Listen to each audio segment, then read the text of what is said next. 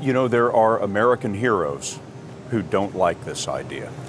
Neil Armstrong, Gene Cernan have both testified against commercial spaceflight in the way that you're developing it, and I wonder what you think of that.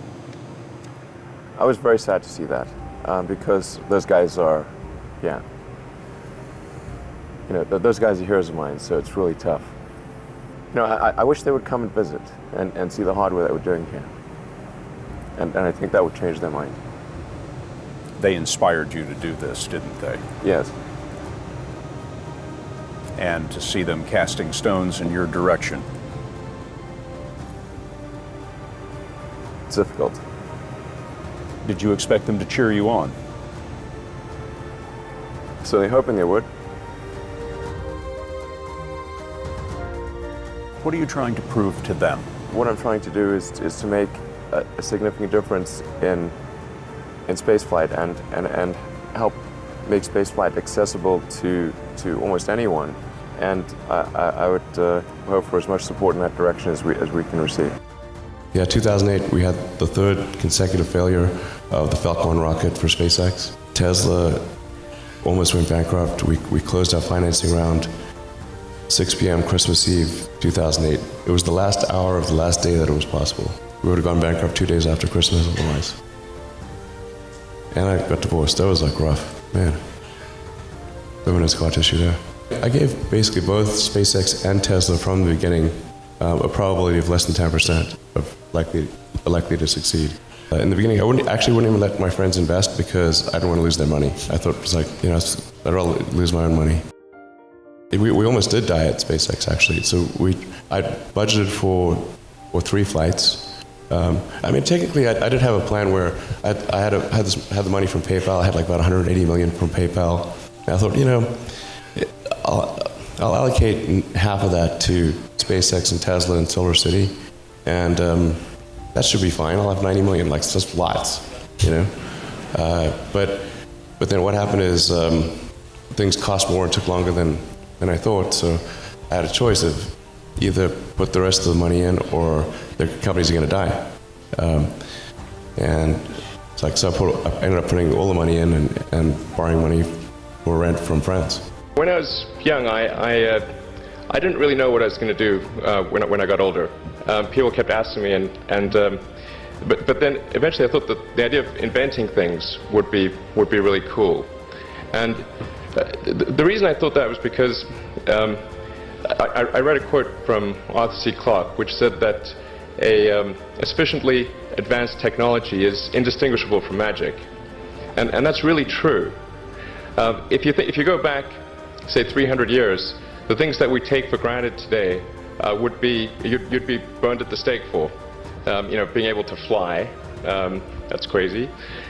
Being able to see over long distances, being able to communicate, having effectively with the internet a group mind of sorts, and having access to all the world's information instantly from almost anywhere on the earth.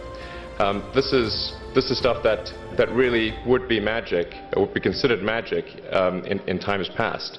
In fact, I think it actually goes beyond that, because there are many things that we take for granted today that weren't even imagined in times past. They weren't even in the realm of magic. So it actually goes beyond that. So I thought, well, if I can do some of those things, basically if I can advance technology, then that's like magic, and that would be really cool. I also had sort of a slight existential crisis, because I was trying to figure out what does it all mean? Like, what's the purpose of things? And I came to the conclusion that if we can advance the knowledge of the world, if we can do things that expand the scope and scale of consciousness, then we're better able to ask the right questions and become more enlightened, and that's really the only way forward. Even if you're the best, there's always a chance of failure. So I think it's important that you really like whatever you're doing. If you don't like it, life is too short. If you like what you're doing, you think about it even when you're not working. I mean, it's something that your mind is drawn to. And if you don't like it, you just really can't make it work, I think. What kind of future do we want? Do we want a future where we are forever confined to one planet until some eventual extinction event, however far in the future that might occur? Or do we want to become a multi-planet species and then ultimately be out there among the stars and be among many planets, many star systems? And I think the latter is a far more exciting and inspiring future than the former. Mars is the next natural step. In fact, it's the only planet we really have a shot at establishing a self-sustaining city on. Once we do establish such a city, there will be a strong forcing function for the improvement of spaceflight technology that will then enable us to establish colonies elsewhere in the solar system and ultimately extend beyond our solar system. What gets me more excited is the fact that this would be an incredible adventure. I mean, it would be like the greatest adventure ever. And it would be exciting and inspiring. And there need to be things that excite and inspire people. Yeah. There have to be, reasons why you get up in the morning. It can't just be solving problems. It's got to be, something great's going to happen in the future. It's really a mindset. You have to decide, we're going to try to do things differently, well, provided that they're better. You shouldn't do things differently just because they're different. They need to be different and better. But I think you just have to sort of decide, let's think beyond the normal stuff and have an environment where that sort of thinking is encouraged and rewarded, and where it's okay to fail as well. Because when you try new things, you try this idea, that idea, well, a large number of them are not going to work. And that has to be okay. If every time somebody comes up with an idea that has to be successful, you're not going to get people coming up with ideas. SpaceX is alive by the skin of its teeth, so is Tesla.